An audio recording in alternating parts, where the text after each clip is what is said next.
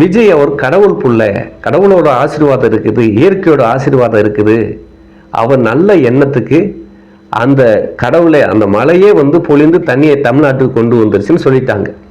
இது பல பேருக்கு பொறுக்கலை. குறிப்பாக சீமான்லாம் நேற்று ஒரு மேடையில் ரொம்ப விமர்சிக்கார், கடவுள் புள்ளன்னு சொல்கிறாங்க அப்படின்னு சொல்லி.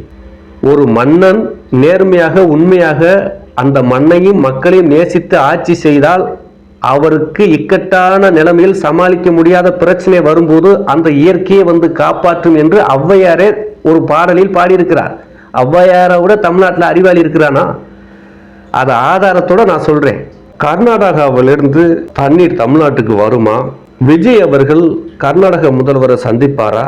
இல்ல அவரு சந்திக்க கூடாதுன்னு சொல்லிட்டாரு, தமிழ்நாட்டுக்கு தண்ணி விட மாட்டேன்னு சொல்லிட்டாரு, அதனால விஜய் எப்படி இந்த பிரச்சனையை சமாளிக்க போறாரு அப்படிங்கிற ஒரு பிரச்சனை கடந்த ஒரு வாரமா போய்கிட்டு தான் இருக்குது.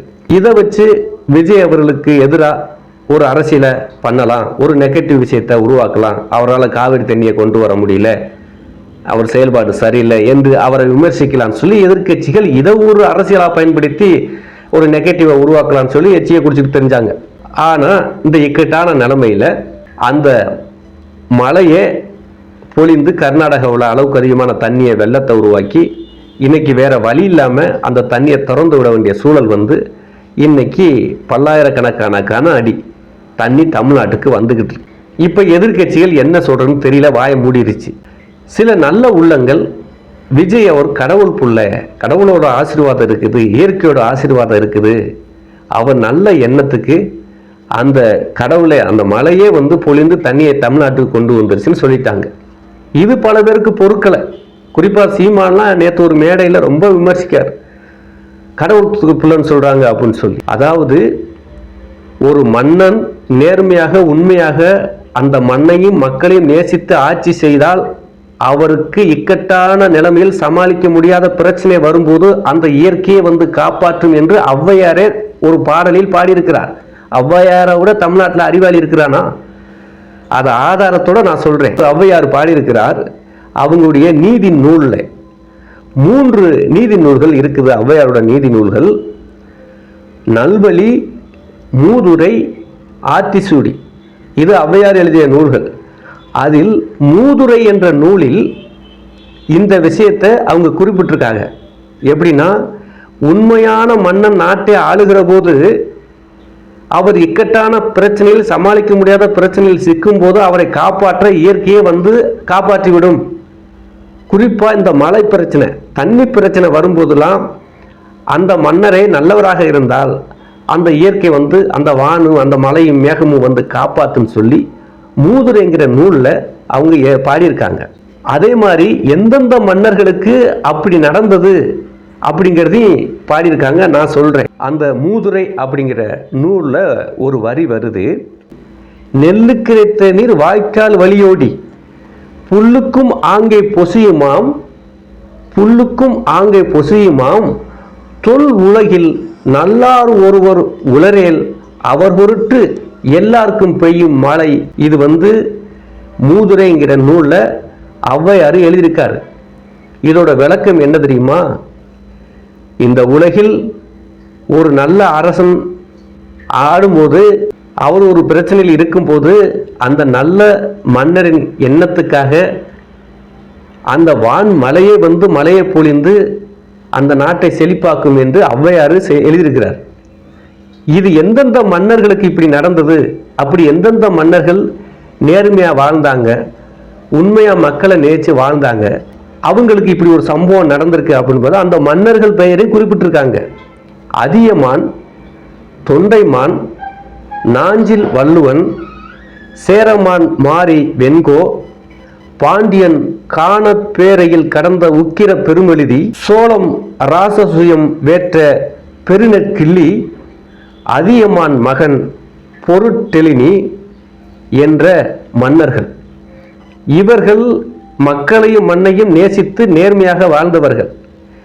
இவர்கள் நாட்டில் வறட்சி வரும்போது அந்த வறட்சியை சமாளிக்க முடியாமல் தவிக்கும் போது அந்த இயற்கையை வான்மலையை பொழிந்து அந்த நாட்டில் செழிப்பை ஆக்கியிருக்கிறது என்று ஆதாரபூர்வமாக ஔவையாரே பாடியிருக்கிறார். நானும் பல இலக்கியங்களில் படித்திருக்கிறேன்.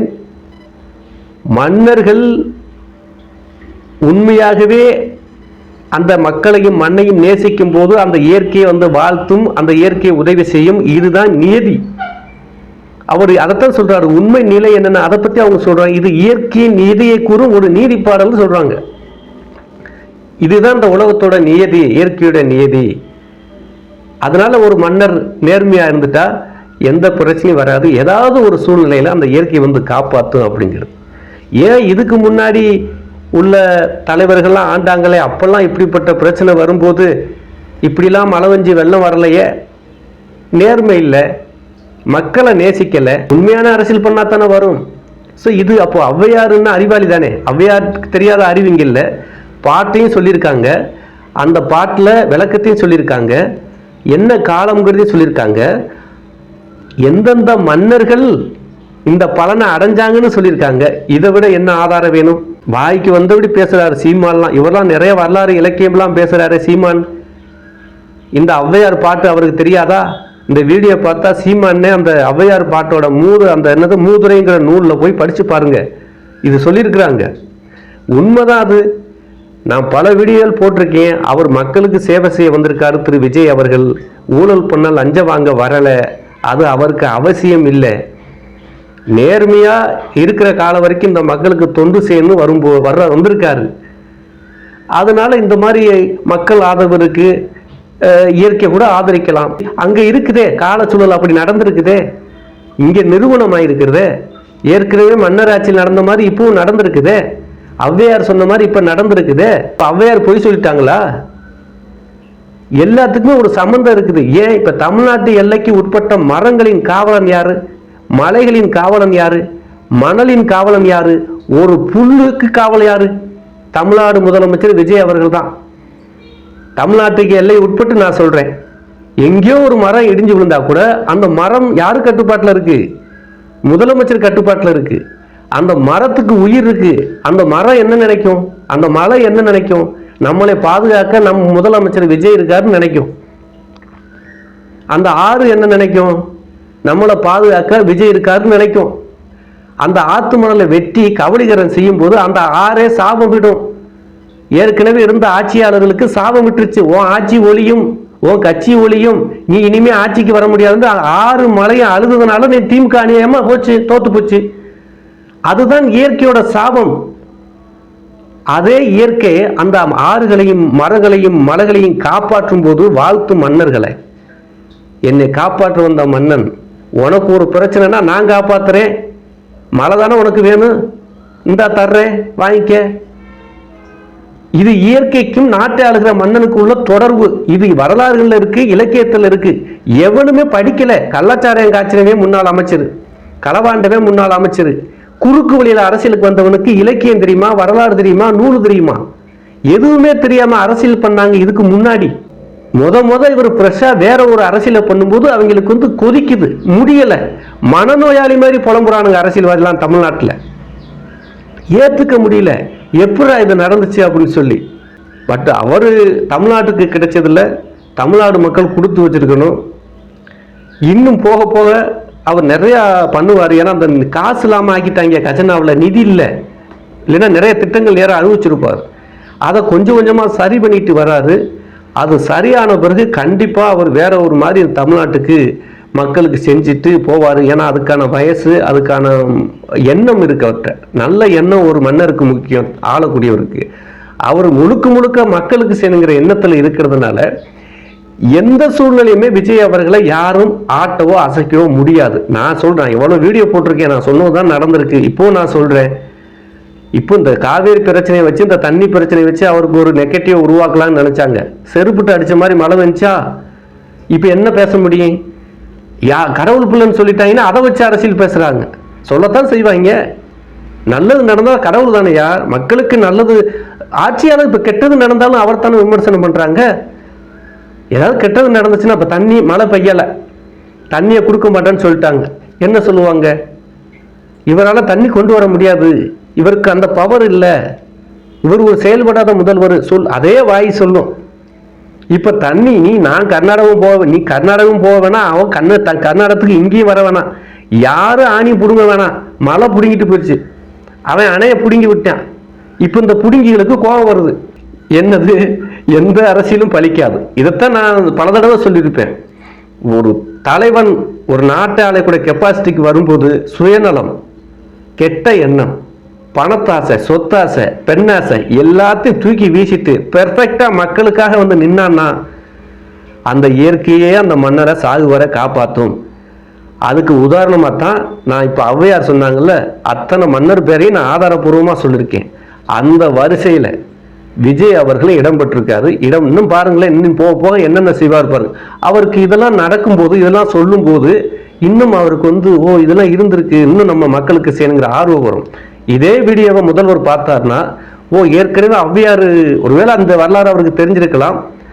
மன்னர்களுக்கும் இயற்கைக்கும் ஒரு தொடர்பு இருக்கு, மன்னர்கள் சரியா இருந்தால் அந்த இயற்கையை காப்பாத்துங்கிறதெல்லாம் இருக்க அப்படிங்கும்போது இன்னும் கான்பிடண்டா ஒரு முதலமைச்சர் செயல்படுவார்.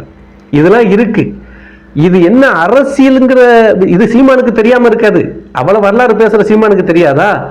ஆமாப்பா, இப்படி இலக்கியத்தில் இருக்குப்பா, இப்படிலாம் ஔவையார் சொல்லியிருக்காங்க, தம்பி ஒரு ஏதோ நல்ல மனுஷனா இருக்காப்புல, அதான் ஏதோ மழை பெஞ்சு பிரச்சனை தீர்ந்து வச்சுப்பா, சரி விடுங்க. இதை பேசுறவன் தான் யோக்கியமான அரசியல்வாதி. அதை வச்சுக்கிட்டு மாற்றி மாற்றி பேசுறது, அதை வச்சுட்டு ஒரு வார்த்தை ஜாலத்தில் நீ என்ன கடவுள் பிள்ளையா அப்படிங்கிறது, இதெல்லாம் என்ன பேச்சு? அதுக்கு வரலாறு சொல்லியிருக்காங்க. ஒரு நல்ல மன்னரை வசைபாடிக்கொண்டே இருந்தால் வசைபாடுவோன்னு வாழ்க்கை வீணா போகும்லாம் சொல்லியிருக்காங்க. அதுக்கு ஒரு தனி வீடியோ போடணும் போல் இருக்கு. ஸோ விஜய் அவர்கள் நேர்மையானவர், நல்லவர். அவர் எண்ணத்துக்கு நல்லதே நடக்கும். அது இயற்கையோட ஆதரவும் அவருக்கு இருக்குது, மக்களோட ஆதரவும் அவருக்கு இருக்குது. அவர் ஆயுள் காலம் முடிய வரைக்கும் அவர் ஆட்சியில் இருப்பார், நல்ல நல்ல விஷயங்கள் செய்வார். ஒரு முதலமைச்சர் இவ்வளவு செய்ய முடியுமா? ஒரு குறிப்பிட்ட மாநிலத்துக்குள்ள இவ்வளவு விஷயங்கள் பண்ண முடியுமாங்கிற அளவுக்கு ஆச்சரியப்படுற அளவுக்கு அவருடைய சேவைகள் இன்னும் போக போக இருக்கும். நன்றி.